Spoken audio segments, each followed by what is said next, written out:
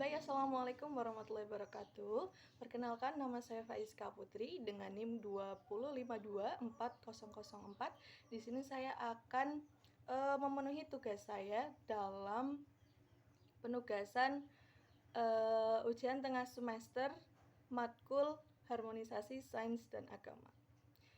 Baik, di sini saya akan membahas artikel jurnal dengan judul Sumbangan Pemikiran Ian G. Barbour mengenai relasi sains dan agama terhadap Islamisasi sains, yang ditulis oleh Fitri Meliani, Nanat Fatah Nasir, dan Erni Haryanti, dan yang dipublikasikan oleh Jurnal Ilmiah Ilmu Pendidikan tahun 2021.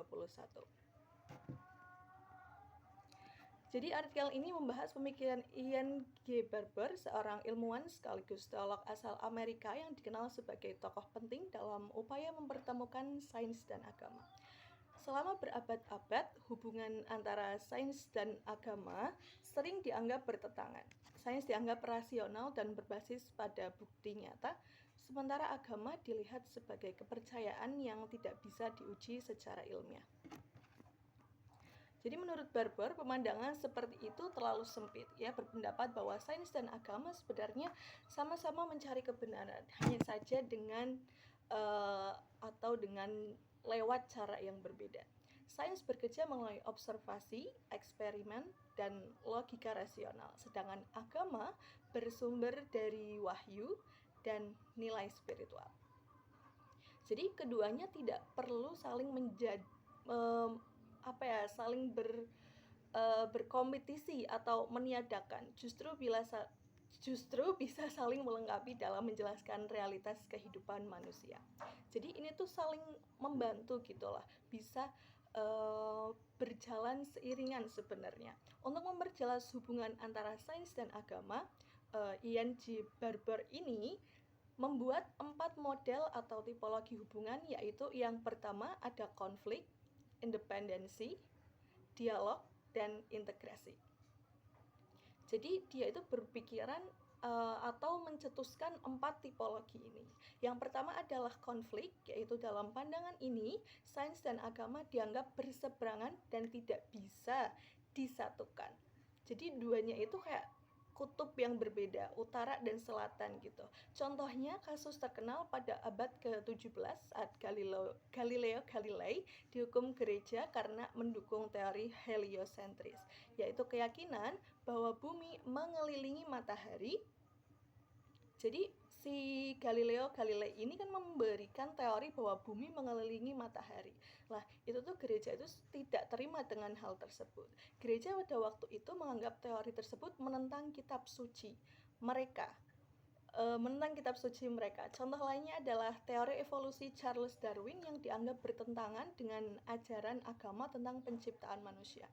Kalau ini sendiri sudah saya jelaskan sebenarnya di presentasi kelompok pertama ya, kelompok 1, bahwa Islam itu menolak hal tersebut, bahwa teori evolusi manusia itu manusia tidak berasal dari kera, tidak mirip dengan kera. Barbour menilai pandangan konflik ini muncul karena kedua pihak sama-sama merasa memiliki kebenaran mutlak, sama-sama ngotot keduanya. Padahal sains dan agama membahas wilayah yang berbeda.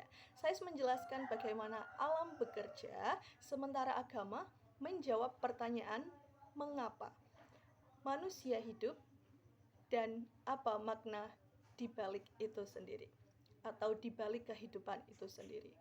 Jadi kalau sains itu lebih kepada teoritis, sedangkan agama itu mengarah pada tujuan, perasaan hati gitu. Keduanya adalah independensi. Dalam model ini, sains dan agama dianggap bisa hidup berdampingan tanpa saling ganggu. Sains berfokus pada dunia empiris dan fakta-fakta yang diuji, sedangkan agama membahas nilai moral, makna hidup, dan hubungan antar manusia. Baik hubungan antar manusia ya, hablum minan nas, terus hubungan dengan Tuhan, hablum minallah, dan hubungan dengan alam sekitar. Dengan cara ini tidak ada pertentangan langsung karena keduanya berjalan di jalur masing-masing. Namun sebenarnya Barbour menganggap pemisahan total seperti ini terlalu kaku gitu, kayak terlalu dikotak-kotakkan gitu. Manusia tidak bisa memisahkan sepenuhnya antara akal dan iman karena keduanya sama-sama bagian dari kehidupan. Ketiga adalah dialog. Tipologi ketiga yang dicetuskan oleh Ian G. Barbour adalah dialog. Jadi pada tahap ini, sains dan agama mulai saling berbicara. Keduanya diharapkan bisa saling belajar dan memberi pemahaman baru. Melalui dialog, sains dapat membantu menjelaskan fenomena alam ataupun fenomena di sekitar yang juga disebut dalam teks-teks keagamaan. Kayak terbentuknya manusia, teori evolusi itu, terus kayak yang dinosaurus, kemunculan manusia itu sendiri. Sementara agama memberikan arah moral agar sains tidak digunakan secara destruktif atau disalahgunakan gitu, ditolak mentah-mentah. Barbour menilai dialog seperti ini penting untuk menciptakan hubungan yang lebih terbuka dan produktif antara ilmuwan dan pemuka agama. Yang keempat atau yang terakhir adalah integrasi. Itu adalah bentuk tertinggi dari hubungan sains dan agama. Pada tahap ini, keduanya tidak hanya berdialog, tetapi benar-benar saling menyatu dalam pandangan dunia yang utuh. Barbour menyebut peningkatan ini sebagai theology of nature, yaitu pemahaman tentang Tuhan dan alam semesta. Yang kemudian pemahaman ini dibangun berdasarkan temuan ilmiah sekaligus ajaran agama, kayak bentuk integrasi gitu loh. Di Al-Quran ada, dan setelah ditelusuri atau dirinci lebih oleh para ilmuwan, itu ternyata ada gitu, ada hasilnya dan sesuai dengan apa yang dituliskan dalam kitab suci. Khususnya bagi para orang Islam ya, para muslim itu pakai Al-Quran gitu.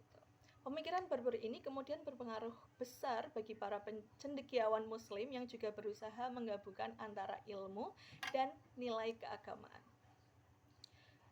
Jadi di dunia Islam, gagasan yang sama atau serupa dikenal dengan istilah islamisasi ilmu pengetahuan yang dipelopori atau digagas oleh tokoh-tokoh seperti Ismail Al-Faruqi dan Syed M. Naqib Al-Atas. Dan gerakan islamisasi ilmu pengetahuan ini muncul sebagai reaksi terhadap dominasi sains barat yang sekuler. Sains modern dari barat dianggap telah kehilangan dimensi spiritual dan hanya berfokus pada aspek material, sehingga sering membawa dampak negatif seperti krisis moral, kerusakan lingkungan, dan hilangnya nilai-nilai kemanusiaan. Jadi baik, mungkin segitu saja pembahasan saya tentang jurnal ini. Cukup menarik sebenarnya karena ini kayak menemukan jalur baik antara dari sisi sains maupun dari sisi Islamnya itu sendiri. Terima kasih. Wassalamualaikum warahmatullahi wabarakatuh. Bye bye.